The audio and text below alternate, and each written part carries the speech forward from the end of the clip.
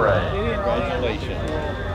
Oh, that's great. Paul just started flying lessons down with Jim Doan at Costas.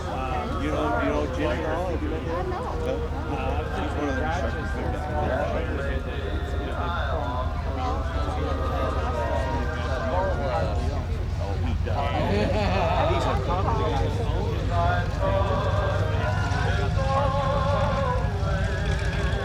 And ladies and gentlemen, we hope you enjoy the fighter finale. And if you can, give our dedicated and passionate pilots a round of applause, as these gentlemen are dedicated professionals at maintaining these aircraft as well as flying them and making sure that we keep these national treasures on display for hopefully a very, very long time.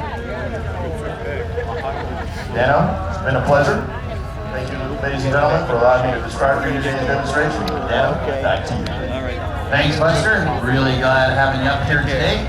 And to be with one of the narrators from the F-17 demo, it's just it's an experience of a lifetime for me. I just can't even describe how thrilled